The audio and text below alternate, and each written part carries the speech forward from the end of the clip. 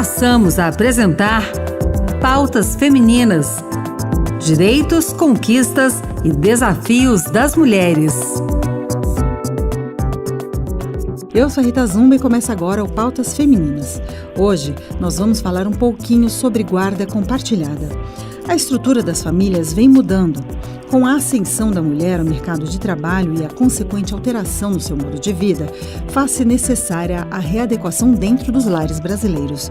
Segundo dados do IBGE, o Instituto Brasileiro de Geografia e Estatística, no ano de 2014, em 85% dos divórcios, a guarda dos filhos ficava com a mulher. Em 2022, a porcentagem caiu para metade e, no mesmo período, o índice de guarda compartilhada passou de 7,5% para quase 38% dos divórcios. Oficialmente, a guarda compartilhada foi implementada no Brasil em 2014, com a Lei 13.058, um modelo de custódia em que ambos os pais compartilham a responsabilidade e a tomada de decisões sobre os filhos após a separação ou divórcio, e o objetivo principal é promover o bem-estar da criança e do adolescente. E para conversar com a gente hoje, Pautas Femininas recebe a doutora Aline Rodrigues Sacomano, advogada especialista em processo civil e professora universitária. Doutora Aline, muito obrigada por conversar com a gente. Obrigada, Rita. Eu que agradeço a participação. Fico à disposição aí de vocês para esclarecer as dúvidas. Muito bom. Como funciona a guarda compartilhada e quais são os benefícios? Rita, na guarda compartilhada, os dois genitores são responsáveis pelo menor. E a grande vantagem é proporcionar um melhor desenvolvimento psicológico e emocional da criança ou do adolescente, a partir do momento que há o compartilhamento da responsabilidade. Uhum. E como é decidida a guarda compartilhada? O tempo, as despesas, toda a responsabilidade, eles são divididos de forma igualitária? Quem decide isso é o juiz, são os pais conjuntamente? A criança tem algum direito de falar alguma coisa? Pode ser ouvida? Então, normalmente, a guarda compartilhada é decidida em comum pelos pais. Havendo conflito, o juiz, ele que vai decidir, mas sempre após ouvir o representante do Ministério Público. Uhum. O tempo, as despesas, são divididos de forma equilibrada. No caso, as despesas vai depender da forma dos rendimentos que o genitor recebe. Então, quem ganha mais... de forma proporcional. Quem ganha mais, contribui com mais. Uhum. E os filhos têm direito de serem ouvidos ou só os pais, juntamente com o juiz ou um representante do Ministério Público, devem decidir? Em casos excepcionais, os filhos são ouvidos, porque a própria Convenção dos Direitos da Criança na ONU, eles aconselham a isso. Se necessário, por intermédio de psicólogo, com auxílio de psicólogos, mas sim, é ouvido. Tem algum caso em que a guarda compartilhada não é recomendada? Ela não vai ser compartilhada quando um dos genitores declarar que não quer a criança, então já de cara não vai ser aconselhada, ou quando tem casos de violência doméstica, aí não se recomenda. E aí quando o pai ou a mãe diz que não tem interesse em ter a guarda dessa criança, como é que fica para a criança essa situação? A senhora já enfrentou algum tipo de situação semelhante? Já enfrentei, o pai realmente perde o direito, né, de ter a guarda da criança. Para a criança, ela vai perder o convívio, infelizmente ela vai ter a pensão alimentícia, mas não tem como obrigá-la a viver com o pai, de repente sofrer maltrato e tudo mais. Então é um grave problema que o menor enfrenta. Então, nesse caso, as obrigações de manutenção da criança permanecem, ainda que o pai ou a mãe não tenham interesse em manter a guarda compartilhada. Sim, uma coisa não tem nada a ver com a outra. Ele vai continuar prestando os alimentos, mas ele não tem como obrigá-lo a exercer esse direito que é da criança, aliás, né?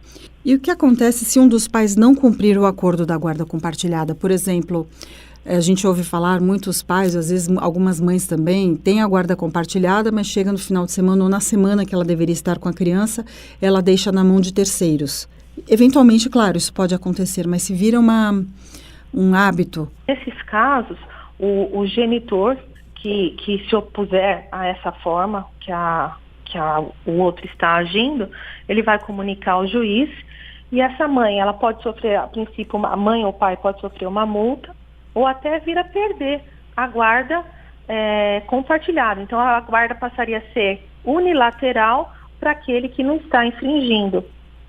E, na sua opinião, como a guarda compartilhada afeta a vida da criança e jovem envolvido? O que a gente percebe é que a criança precisa tanto da mãe quanto do pai. A convivência com os dois é muito importante.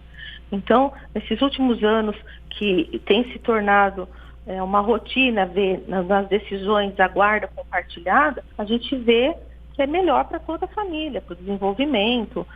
Estudos mostram isso. Então, a guarda compartilhada afeta diretamente a vida da criança, que proporciona uma vida mais saudável diante da presença de ambos os pais. Uma mulher que trabalha como freelancer ou como autônoma, não tem uma renda fixa, não tem um salário fixo, não é registrada, ela pode ficar com a guarda compartilhada também, assim, você falou que o juiz ele decide, mas assim, o ex-marido não pode alegar, você não tem renda para pagar isso aqui, não ele vai ter que ajudar, os dois vão ter, assim, não vai ser a renda que vai tirar a criança da mãe, entendeu? Ah, entendi. Não vai ter, os dois vão ter que dar um sustento para a criança, né? Mas a mãe pode não trabalhar, né?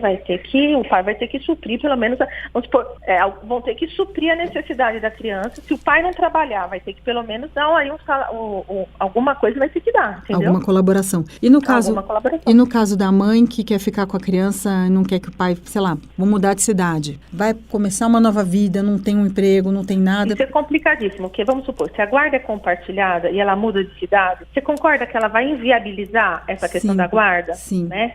Também tem o caso assim, a mulher veio para São Paulo, eles moravam em São José dos Campos. Para o cara vir visitar a criança, ele vem de 15 em 15 dias, mas ele gasta, ele até pôs no papel quanto ele gasta para vir, para levar a criança, depois volta para trazer. Isso impacta na pensão.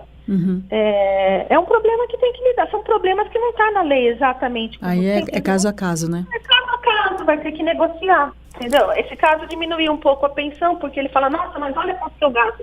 Ele gasta, sei lá, mais de R$800 por mês para visitar as crianças. Agora, dependendo, se a guarda é compartilhada e o pai não concorda que muda de escola, que muda de cidade, pode parar no litigioso e ter que o juiz determinar. A senhora teria algum conselho para dar para os pais e mães que estão passando por uma situação de divórcio, de separação? Como conduzir essa situação de uma forma menos traumática para as crianças ou para os jovens? Olha, o que eu tenho percebido é que quando chega aqui, normalmente a mãe, mais comum a mãe, quando escuta a guarda compartilhada, ainda tem muita resistência. Então, é importante se conscientizar de que a guarda compartilhada é o que predomina hoje, é o melhor para a criança. Então, evitar o litígio, colocar que o melhor é a guarda. Não significa que a criança vai morar com o pai, metade com o pai, metade com a mãe. Não. Significa que a responsabilidade é compartilhada. Independente da criança estar morando uma parte com a mãe ou com o pai, não importa. A criança pode ter o lar de referência materno e a responsabilidade ser compartilhada. É essa a ideia da lei. Então, a rotina da criança independe da responsabilidade que os pais tenham sobre ela. Doutora Aline, muito obrigada por conversar com a gente. Eu que agradeço o convite e fico sempre à disposição da Rádio Senado. Muito bom. No Pautas Femininas de hoje, conversamos com a doutora Aline Rodrigues Sacomano, advogada especialista em processo civil e professora universitária, que fala um pouco sobre guarda compartilhada de filhos.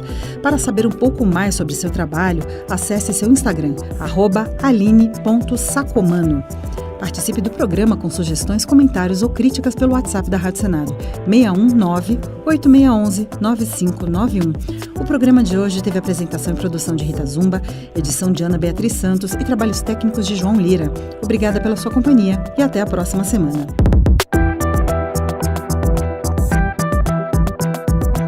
Acabamos de apresentar Pautas Femininas.